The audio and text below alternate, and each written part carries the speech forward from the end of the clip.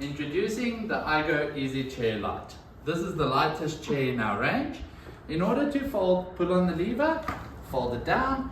To unfold, simply pull on the back rest. This chair has a 24 volt 12 amp hour lithium battery. It has a range of 18 to 25 kilometers. It has a maximum weight of 90 kilograms and only weighs 16 kgs without the battery. As standard, your rear brakes are locked. In order to unlock and push the chair, simply disengage the brakes and you are able to push the chair.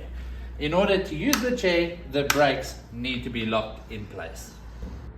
To power the chair on, we have a power button, our battery indicator, which is from low to full, our speed adjustment, as well as the speed indicator, our hooter, the light. To control the unit, you simply use the joystick. In order to release and lift the armrest, press this button and lift. You'll also find your charging socket. The joystick can either be installed on the right or on the left.